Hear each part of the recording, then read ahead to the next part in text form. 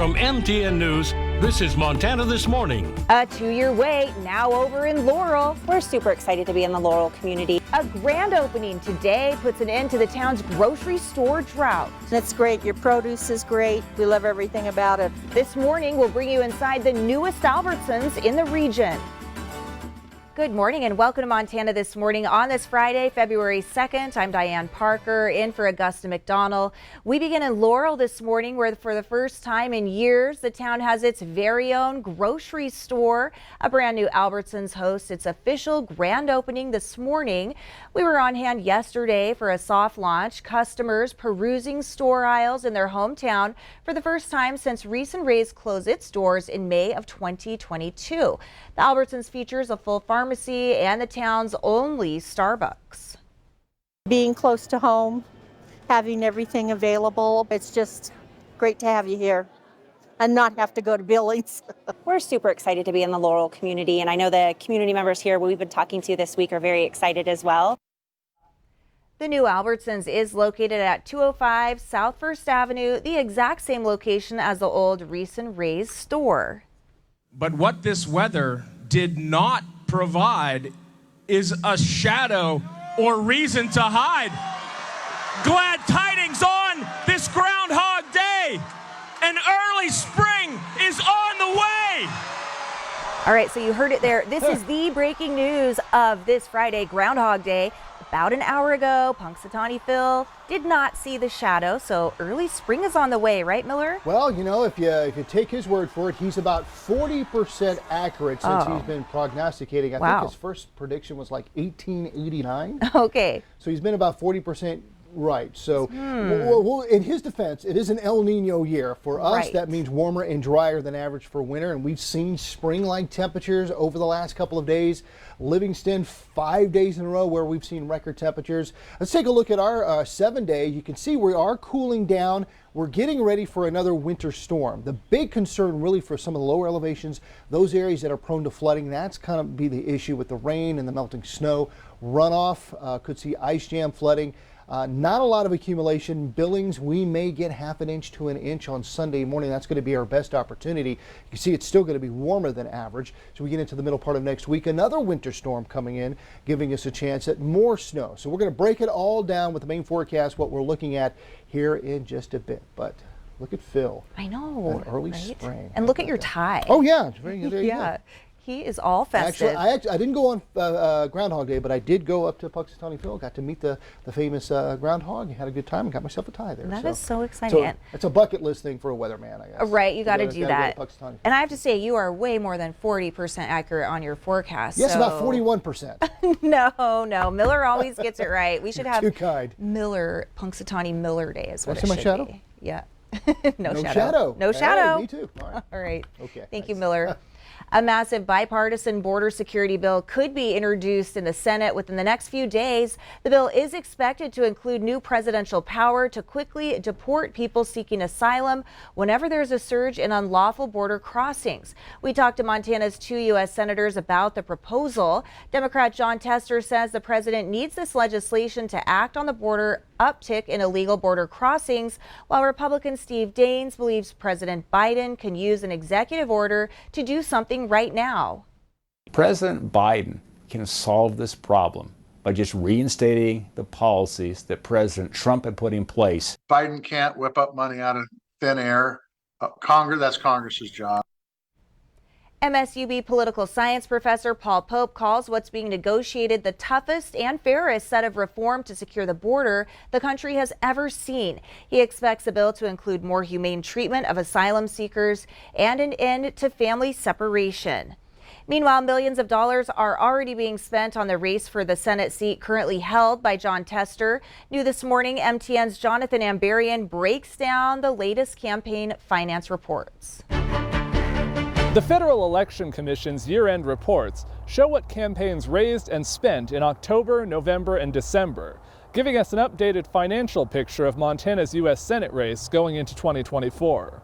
For the fourth consecutive quarter, Democratic Senator Jon Tester's campaign reported raising more than $5 million, and they spent nearly $7.3 million over those 3 months. The campaign still had more than $11 million in the bank. Among the Republican candidates challenging Tester, Gallatin County businessman Tim Sheehy's campaign brought in just under $2.5 million, including $450,000 in loans from Sheehy. They spent $2.3 million during the quarter and had more than $1.2 million in cash on hand at the start of the year. Former Secretary of State Brad Johnson, who has acknowledged he'll be significantly outspent in the race, brought in just $22,000, including $15,000 of his own money. Meanwhile, Congressman Matt Rosendale, who has hinted at a possible Senate run but not formally jumped in, raised only $98,000 during the last quarter, though his campaign committee still had more than $1.6 million in cash on hand. The spending isn't only coming from the candidates themselves. Millions more in independent expenditures have also been reported. Last Best Place PAC has been running ads attacking Sheehy. The group reported raising just over $2 million in the last quarter, all of it from a Democratic-aligned group, which Sheehy's campaign has blasted as Democratic interference in the primary. Another super PAC, More Jobs, Less Government, has paid for ads supporting Sheehy, along with Republican Senate candidates in other states. National media has also reported that top federal super PACs for Republicans and Democrats are already buying tens of millions of dollars in ad time in Montana.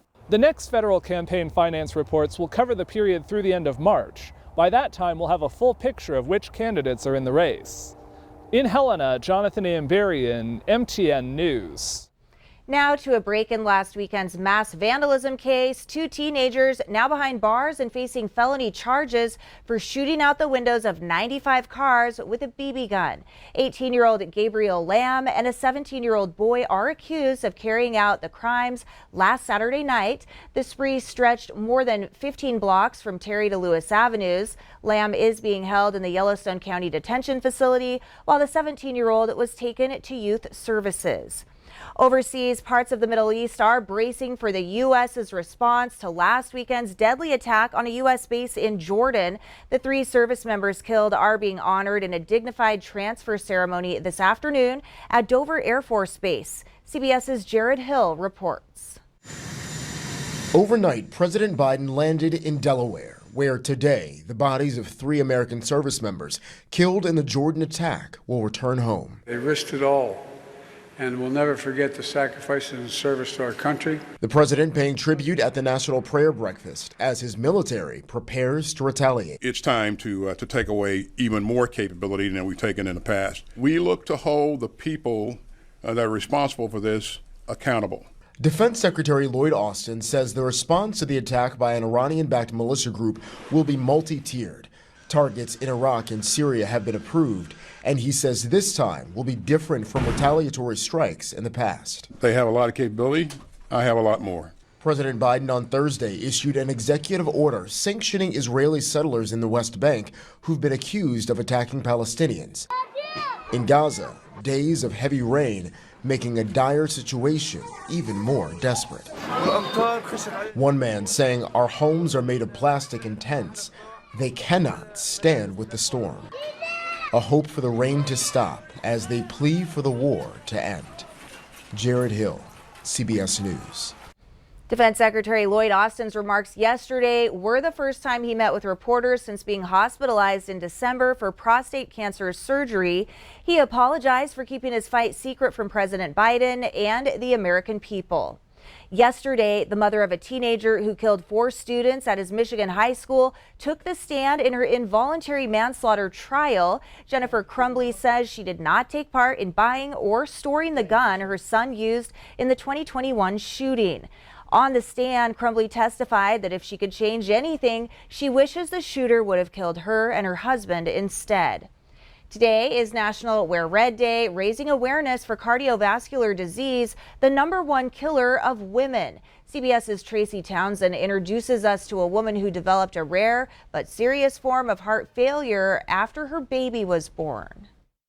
39-year-old Marion Dancy is a mother of 4. In 2019, 6 months after she had her last child, she started experiencing swelling and extreme fatigue. I just kept going. And one day I was at work and I got off the elevator and I lost my vision. She saw a doctor who dismissed her symptoms because she had no family history of heart disease. Things got worse and she could barely walk. I had to advocate for my health. She found another doctor who finally diagnosed her with peripartum cardiomyopathy, a type of heart failure that happens at the end of pregnancy or after delivery. She spent weeks in the hospital. I felt like I was going to die. While peripartum cardiomyopathy is rare, according to the American Heart Association, it's more common and deadly among Black women. We're not sure why. It may have to do with genetics, though. Cardiologist Dr. Harmony Reynolds with NYU Langone Health says women need to be aware of other complications during pregnancy that can have an impact later. Pregnancy is a form of a stress test for women. If we get high blood pressure in pregnancy or diabetes or have a problem called preeclampsia, that raises your cardiovascular risk in the moment, but it also turns out that it raises your risk down the line for heart disease and stroke. Marion says she had to change her diet, go to cardiac therapy, and exercise. She also had therapy for her mental health. I had a high-stress life. I had a career. I had 4 children. I know now that I matter. My health matters to myself, to my family. I can't do anything for them if I'm not at my best. And she says she will pass on these healthy habits. Tracy Townsend, CBS News, Columbus, Ohio. Dr. Reynolds says if you have a problem in pregnancy like high blood pressure, diabetes, or preeclampsia, it is critical to get ongoing care with your primary doctor or cardiologist. Back here in Montana, Northwestern Energy is warning of a scam targeting residents in Billings and Bozeman. Many customers are receiving calls from imposters trying to steal money. The callers claim they're from Northwestern and threaten to disconnect service if they're not paid. Northwestern Energy says the utility will never demand immediate payment and urges people not to engage with the scammers. They also say they will send out multiple disconnection notices and offer several payment options before services are shut off.